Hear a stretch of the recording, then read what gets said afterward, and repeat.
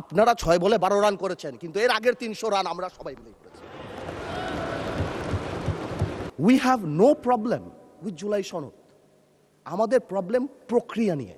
আমাদের যে বিরোধী দলীয় নেতা উনি উনার ভাষায় এত সুন্দর করে আমাদেরকে রেকগনাইজ করেন, কিন্তু যখনই ফ্লোর আপনাদের হাতে চলে যায় আপনারা আমাদেরকে অ্যাটাক করেন অ্যাজ ইফ আমরা জুলাইতে আমাদের কোনো কন্ট্রিবিউশনই নাই। এই আন্দোলনের সাথে আমাদের সম্পৃক্ততা নাই। অফকোর্স আমরা এই কথা বলেছি because it was politically correct. We never wanted to give it a political face. আমরা চাচ্ছিলাম ছাত্র আন্দোলন বা যেই কোটা আন্দোলন হচ্ছিল ওইভাবে যাক। আপনাদেরও আমরা যখন জেলখানায় ছিলাম, আমাদের সাথে আপনাদের মহাসচিব ছিল পরোয়ার সাহেব, আপনাদেরকে যখন ব্যান্ড করা হয়েছিল আপনারা তো কোনো কথা বলেন নাই।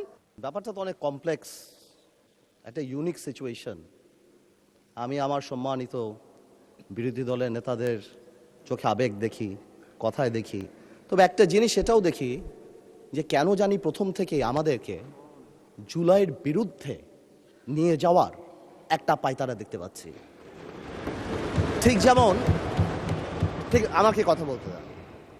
If you understand the decorum, please please. আমি কেন ওয়াজ কোয়াইট এটা হবে না কিন্তু।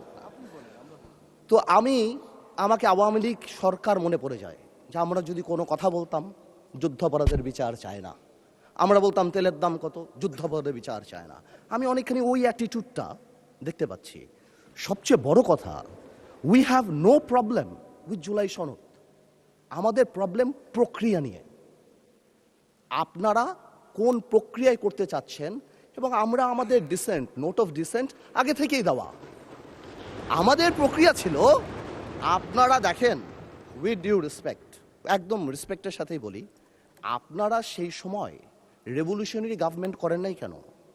নর্মাল গভর্নমেন্টে গেলেন কেন? ট্রানজিশনাল রেভলিউশনারি গভর্নমেন্ট করতেন। Let's rewrite the constitution. ছিঁড়ে ফেলে দিতেন কনস্টিটিউশনকে, নতুন করে সংবিধান বানাতেন। পুরনো কনস্টিটিউশনে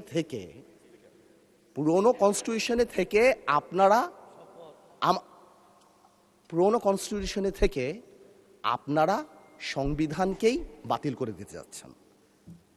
এটা আসলে হয় না। It is unique. The revolution was unique. এর পরবর্তী government was unique. And what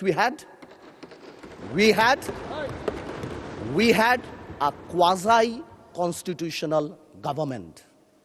doctrine of নেসেসিটিতে আমরা কখনো কনস্টিটিউশনকে সম্মান দিয়েছি। ডক্ট্রিন অফ নেসেসিটিতে সংস্কারকে মাথায় রেখে অফকোর্স রিয়েলাইজ, যে এটা তো আজকে থেকে রিয়েলাইজেশন না, 72 থেকে রিয়েলাইজেশন, আইয়ুব খানের অত্যাচার থেকে, যে আমাদের constitutional framework is set in such a way যে কোনো মুহূর্তেই আমাদের প্রিমিয়ার একজন স্বৈরাচার হয়ে যেতে পারে। সেই কারণে তো কোনো পরিশোধ করা হয়েছিল। কিন্তু আজকেও সেটা আমরা দেখছি যে সেটা করতে যে দেখা গেছে রাষ্ট্রপতির ক্ষমতা কমাতে যে আমরা প্রধানমন্ত্রী বা ক্যাবিনেটের ক্ষমতা অনেকাংশে বাড়িয়ে দিয়েছি। That is the issue. আর তো কিছু ছিল না।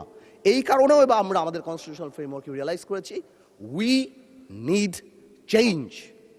আমরা মনে করি, বাট আমরা আজকে এখানে, আমরা পলিটিশিয়ান, আমাদের মাথায় রাখতে হবে that we must mitigate the harshness of the relevant provisions of the Constitution. At the same time, we must uphold the spirit of July. এই ব্যালেন্স আমাদেরকে করতে হবে। কিন্তু আপনারা তো আমাদেরকে লগর সেটে পাঠিয়ে দিচ্ছেন।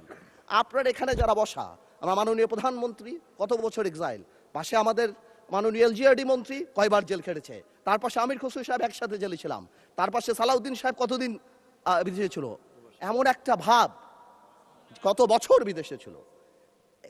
এখানে আমরা যারা আছি আমরা সবাই জুলাই যোদ্ধা। আপনাদের বিরোধী দলীয় সম্মানিত মাননীয় আমাদের যে বিরোধী দলীয় নেতা উনি উনার ভাষায় এত সুন্দর করে আমাদেরকে রেকগনাইজ করেন, কিন্তু যখনই ফ্লোর আপনাদের হাতে চলে যায় আপনারা আমাদেরকে অ্যাটাক করেন অ্যাজ ইফ আমরা জুলাইতে আমাদের কোনো কন্ট্রিবিউশনই নাই।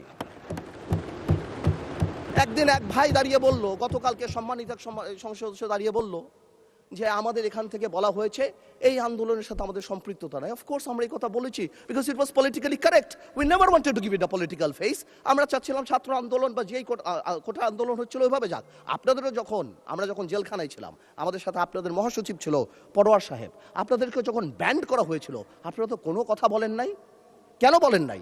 বিকজ আপনারা ওই ইস্যু ডাইভার্ট করতে চান নাই। We wanted the fascist government to go and they left. It was a plan. ওইটা লিটারালি আপনারা ধরে বলছেন কি আমরা নাকি আন্দোলনে নাই।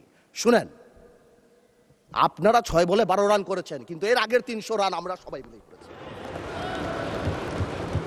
সুতরাং আপনাদের একজন একটা কথা বলবেন, আরেকজন আপনারা আমাদেরকে লগর সেটে নিয়ে যাবেন, আমাদেরকে অ্যাটাক করবেন। আপনাদের কথা আজকে দেশবাসী বিভ্রান্ত যে আমরা নাকি জুলাই সনদ বাস্তবায়ন করতে চাই না। অফকোর্স উই ওয়ান্ট জুলাই সনদ, আমরা চাই এটা বাস্তবায়ন। প্রক্রিয়াটা কি? প্রক্রিয়া তো আপনারা ভুল করেছেন। আপনারা কেন সেই সময় ইন্টারিম গভর্নমেন্টে আপনারা সাপোর্ট করেন? বলতেন এটা ট্রানজিশনাল রেভলিউশনারি গভর্নমেন্ট করা হোক, এটা একটা রেভলিউশনারি গভর্নমেন্ট করা হোক, কনস্টিটিউশনকে রিরাইট করা হোক। আপনারা কোথা থেকে নিয়ে আসছেন সংবিধান সংস্কার পরিষদ? What status it has? এটা কোথা থেকে আসছে? আপনারা আমাদের সচরাচর আমরা যেভাবে সংবিধান পরিবর্তন করি আমরা সেখানে থাকতে চেয়েছি, যে আমরা সেভাবে করব। আপনারা বসেন, আমাদের নোট অফ ডিসেন্ট আছে, let's talk, let's sit down. জনগণ যদি 70% ভোট অবশ্যই গণভোটে দিয়েছে, জনগণ কিন্তু সংবিধান পরিবর্তন করার জন্য 51% ভোট আমাদেরও দিয়েছে। তো সেটাও তো গণভোট, অফকোর্স গণভোট। এই যে আপনারা অনেকে বলেন অবৈধ, আমি অবৈধ বলতে চাই না, ইটস টু হার্শ, রিগরাস, বাট এটা সত্যি। এটা it cannot be traced back in the constitution, so it is a mere unconstitutional thing. আপনারাই তো বলছেন অবৈধ, আমি তো ইলিগাল বলতে চাই না, বিকজ এই গণভোট আমরা চেয়েছি is a gesture of ours যে we want to involve the people of the country, আমরা জনগণকে সম্পৃক্ত করতে চেয়েছি, এই কারণে আমরা গণভোটে রাজি হয়েছি, আমরা চেয়েছি। এখন গণভোটে আপনাকে একটা কথা বলি, আসলে বলা উচিত না, ইন্টারিম গভর্নমেন্ট তো আমাদেরই ছিল, কিন্তু কিছু টেকনিক্যাল লেকুনা, কিছু পলিটিক্যাল ব্লাফ তো আমরা পেয়েছি। যেমন আপনারা গণভোটে ব্যালটে 4টা কথা বলেছেন। আচ্ছা চিন্তা করেন তো ভাই, একটা ভোটারের কাছে যদি আমি জিজ্ঞেস করি যে আমি একটাতে ভোট দিতে চাই না, I do not agree with one of the provision, আমি কি করব? হ্যাঁতে ভোট দিব না নাতে ভোট দিব? জবাব নাই। আপনি আমাকে বাধ্য করেছেন, আপনারা জনগণকে বাধ্য করেছেন। তাহলে আপনি এখানেই প্রথম থেকে বলে দিচ্ছেন সংসদজনিত নিম্নলিখিত প্রস্তাব সমূহের প্রতি আপনার সম্মতি জ্ঞাপন করিতেছেন না। তার মানে এই আদেশ, যেটাকে বারবার ইলিগাল বলা হয়, আমার ভাই আইনও দিল, ওই আইনের ব্যাপারে আমি আসতেছি। তো এই আদেশে এতগুলি আদেশ, এর মধ্যে থেকে মাত্র মাননীয় স্পিকার 4টা নিয়ে আপনি গণভোট করলেন, মানে বাকি আদেশের তো দাম নাই, এটা আপনি বলে দিলেন। ইউ অনলি নিড কনসেন্ট, মাত্র এই 4টে আপনি জনগণের রায় ছিলেন। আর আপনার যে বাকি প্রভিশনগুলি আছে সেগুলি রায় কোথায়? সেগুলি আপনি চান নাই। তার মানে you yourself undermine the provision of the আদেশ অফ দ্য অর্ডার। তাহলে আপনি সবই আনতেন, আপনি লাস্টে এই গণভোটের লাস্টে আপনি লিখে দিতেন যে আমরা জুলাই সনদ যেভাবে এমবেডেড করব, যেভাবে আমরা অন্তর্ভুক্ত করব। Excuse me, you can do this brother. Okay, thank you মাননীয় সংসদ সদস্য, থ্যাংক ইউ। আপনি, thank you for disturbing brother, you successfully destroyed my flow. Anyways, আপনি এই 4টা যে লিখে দিলেন, মাননীয় সদস্য আপনি স্পিকারকে অ্যাড্রেস করে বলেন, আই এম সো সরি, ওদেরকে অ্যাড্রেস করবেন না। আসলে একটু আবেগ বিবেক দুটার মিশ্রণ হয়ে যায়, তো এটা ঝামেলা হয়ে যায় আর কি। স্বাভাবিক, এই আবেগ যদি আমাদের মাননীয় স্বরাষ্ট্রমন্ত্রী শুধু আর একমাত্র বলেছে যে আবেগের জায়গা না, এতেই একদম ধ্বংস করে দিয়েছে বাংলাদেশের সোশ্যাল মিডিয়া যা আছে। তো আমি তো একটু আবেগ দেখাতেই পারবো মাননীয় স্পিকার। তো এনিওয়েজ, আমি coming back to the point, 4টা প্রভিশন যে দেয়া আছে গণভোটে মাননীয় speaker, if you carefully go through peruse it, এখানে আরেকটা দিয়ে দিলেই পারতো যে এই সকল পরিবর্তন, জুলাই সনদের সকল পরিবর্তন আনা হবে এই সংবিধান সংস্কার কি বলে পরিষদ গঠনের মাধ্যমে। তাহলে তো পারপোজ হতো। তো সেটা আপনি করেন নাই। যখনই আপনি এটা ভোটে ফেলেন নাই, তার মানে there is option then I can overlook it and uphold the constitution of the country.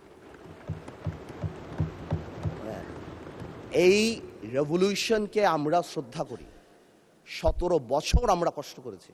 এখানে আমার ভাইয়েরা অনেক বেশি কষ্ট করেছে, আমরা জেলে গিয়েছি, আন্দোলনে ছিলাম, 20 দলে ছিলাম, 4 দলে ছিলাম, অনেক আগে থেকে।